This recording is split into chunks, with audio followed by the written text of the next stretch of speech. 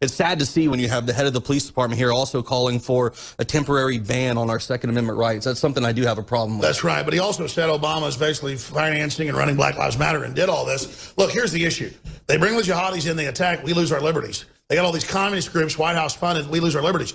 No, if we just stand up to these unconstitutional groups calling for criminal action, then we'll have an open society again. That's why the globalists have brought all this crime in, is because they want to use it to turn us into this. I can't believe that so many Americans are upset over this Melania Trump speech and not as angry about this. By the way, I went and looked at it. Everybody says my family's roots and my values. Everybody says that. Yeah, it's a typical, wife speech. I mean, it's borderline. Is she running for president? No. Well, of course, Obama's been caught plagiarizing whole cloth. But that's okay. Look, it's all about a diversion. I agree with you. Stay here a little while, or do you have a meeting we're going to? No, I'm good. All right, well, we're going to go to now our crew. Joe Biggs is with us. We've got Leanne McAdoo and Margaret Howell down on the ground.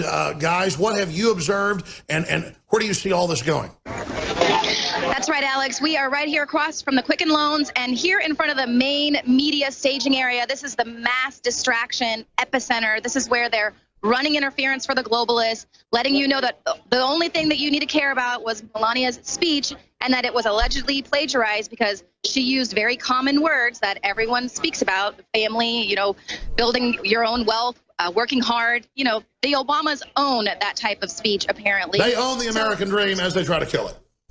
Absolutely. And of course, let's not forget Obama was accused of plagiarism in 2008. They were accused of taking portions of Hillary Clinton's speeches, and she accused him. He said that was ludicrous. How could, this is balderdash. I've written 2 books. No, he didn't. Who wrote your books, Obama? So it's just total distraction. Exactly. Saul Alinsky pulled some big quotes out of that book. So it's just mass distraction here. And all of these people here are like true patriots, kind of fighting back against the mass distraction. We've seen so many people out here getting in people's faces, not being afraid of standing up and speaking out, saying why they're voting for Trump. This guy here is doing a great impression of him, and so I'm going to step away because he's quite distracting. I was about to say, is somebody doing a distraction to me? I'm going to drop kick him in a second. But here, let's see. Let's let this distractor get in here. Let's see what this Dumbo's doing. We have to understand that. At first, we have to acknowledge that. We have to identify that. And ladies and gentlemen, Roger Stone is going to be my guest any second now, so stay tuned and join us here at the Republican National Convention, all right? Because we are going to take our party back, ladies and gentlemen. Too long, the globalists, people like that's a pretty good, Blossom, Turd Blossom. By the way, every time they do this, just a Turd Blossom. The George Bush, what? Rose. 1776 is going to commence again if you do another Alex Jones impression. I thought that was pretty good. Nothing in there He's like baking soda, but believe me, it's going to make you feel real good. They're shooting something as well, so they've got... All right, he's had his 10 seconds of fame. This will be big national news. We've been trolled or whatever. I think it's funny. Yeah, trolled, rickrolled. He's good. He's good. So I know we had Millie Weaver kind of running around doing some reports for us. She's already reported the fact that there has been an altercation between a biker for Trump and an anarchist at one of these parks. She's running over here to get us that footage. So we're already seeing kind of the tensions are high. And Joe Biggs kind of brought this up, the way that they have everything set up. The protesters are pretty far away from everything, and they're not facing any opposition. So there's no opposing voices, really. It's not like as if they're clashing against each other. So really it is, you have to show up to these events and challenge them on their ideas. I got into a discussion with a young man who was for socialism, and then he said ultimately communism, that's the big dream. And he sat there and tried to tell me that communism didn't kill millions of people and that it's just a wonderful thing and that capitalism is terrible. Yeah, just look at Venezuela. I mean, No, whenever you bring that up, they're like, oh, but that's not what we're going to do. That's not what we're going to do when we put you in a forced labor camp and oversee you. We'll be bosses then. I tell you, communism is such a joke. What we got is corporate fascism now, using socialism to domesticate us. Leanne, what did you expect going into this, and what have you experienced so far?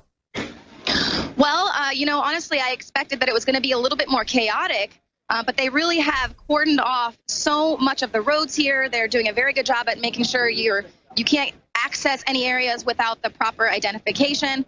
So a lot of the George Soros groups, we've seen a lot. We're going to be speaking with some of them right after, where they're actually standing around waiting to speak with us.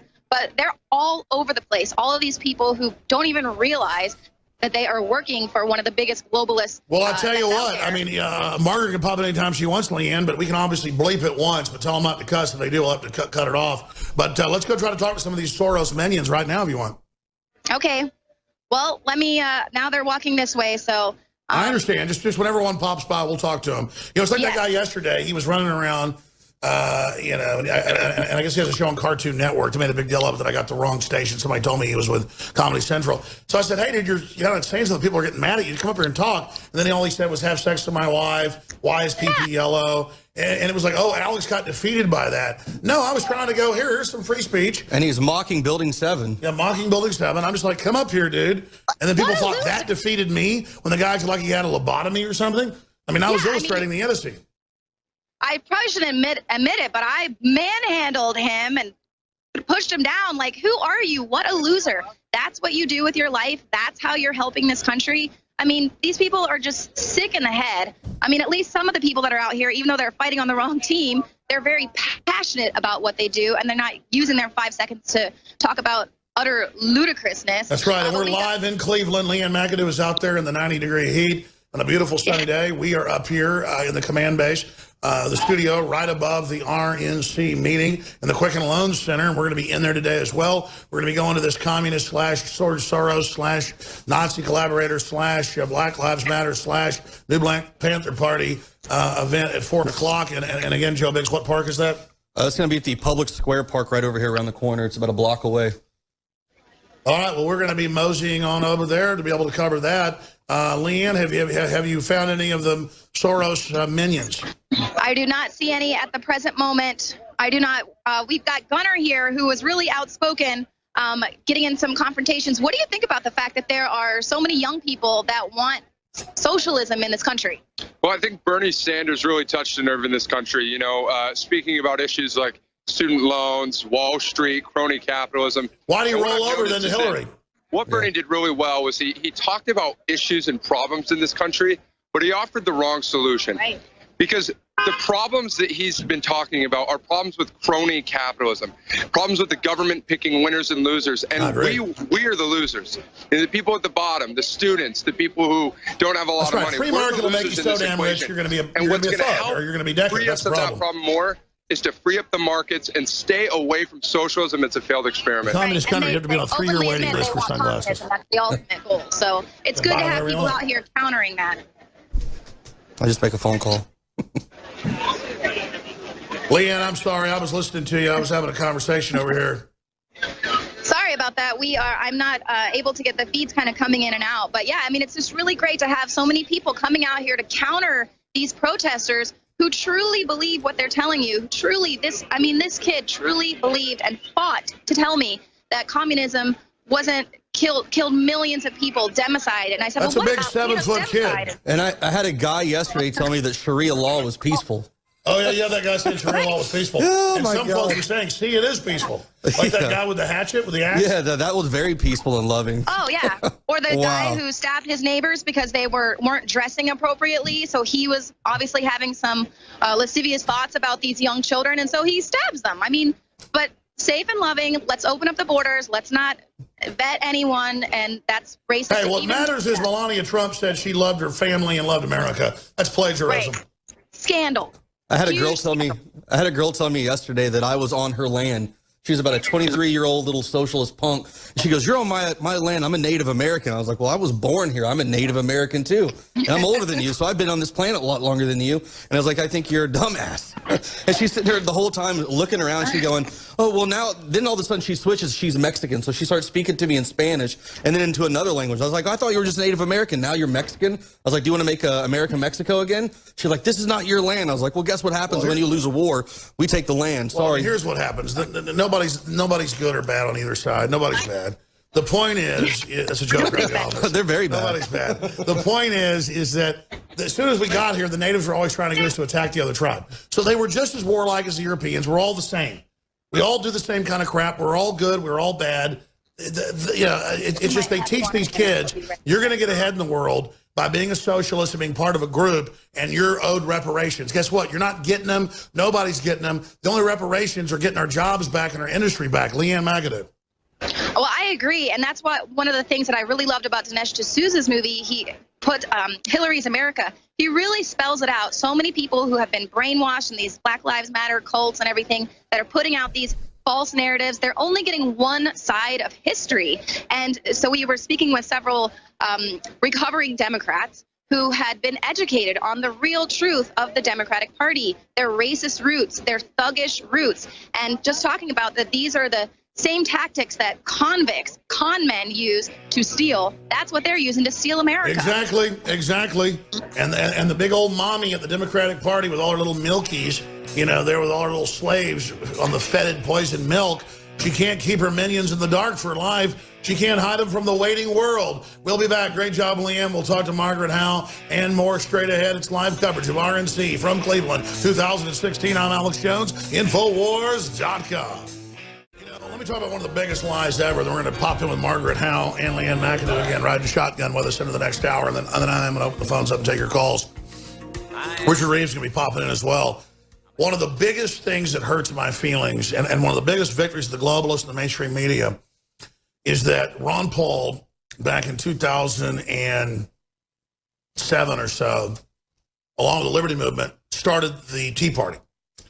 And we would throw 9/11 Commission reports into the water and say that 9/11 was a fraud, but also say we're anti-war, but we're more libertarian or conservative.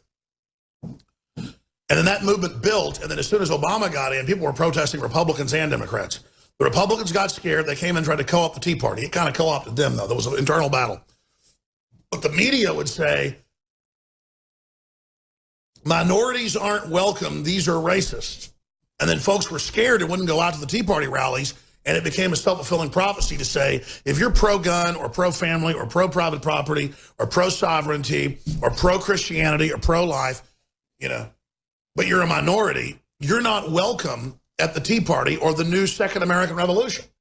That's not going on. In fact, now that people of, quote, color have actually been going to Tea Party events the last few years, you go and it's like a third or half of them are. Because everybody's hugging them, everybody loves them. It's like, you know, I mean, you go and it's like Christian patriots, folks. You go, there's 1,000 people, there might be one Klan guy. I mean, it is amazing. Just like our rally yesterday. Had to be about 1,000 people. News said 500. I mean, it was like a third African Americans. It was just so amazing. But again, the way they sell this really worked for a while. And imagine just, you win the revolution if you say, anyone who has any color can't be pro-gun or pro-life or pro-America or not want Sharia law. Well, I mean, that's crazy. And that's why they're race baiting. I mean, Donald Trump is not racist in any way. I mean, I had like NPR and also had Democracy Now! Go to me, do you support Donald Trump banning all Muslims? And I said, yeah, until they're vetted. They don't even check their passports or IDs. They let them in. We don't know the numbers. I say ban anybody coming in until we vet them. Yep. I mean, that's how it is every other country. So I want to go to Margaret Howe, one of our great reporters out there braving the heat. What is your view of being here 3 days now, Margaret? Well, Alex, we're on the ground. And can I just say, back to that comment you just made about anybody who is African-American supporting Trump as being a racist, I actually found this amazing guy right here, Eric. Look at this Trump shirt, Alex. What do you think, sir? You're a Trump supporter, correct? I am. Can you tell me why? I'm a Trump supporter because people don't listen to his views on healthcare, but he has views on healthcare, and I like that. They don't listen to his views on the border, which are real views on the border. He actually says not all Mexicans. He says Mexicans who are unvetted. Trump's not a racist, right? No, ma'am. No, ma'am. What people don't know is that one day Trump got his limousine got pulled over or flat tired, and he then paid that guy's house off who came and helped him out. Nobody knows that. Nobody knows that. Why do you think that the evil liberal left media wants to paint him as a racist? Why is that their narrative, do you think? To help Hillary. Why not? It's easy. Why not? They want to help Hillary. Why not? Why wouldn't they? Because they want to help Hillary. Like, look at all the movies that come out these days. Who's the heroine? It's all women. I'm okay with women. I have 3 daughters. I'm okay with women being heroes, but why are they doing it? It's an agenda, exactly. It's like, since when do we have a centralized agenda? This guy gets it. It's an agenda, yes, ma'am. Have you always felt this way? How long have you been like this? How long have I been awake? ill? Okay. How long have you been awake? I've been awake for years.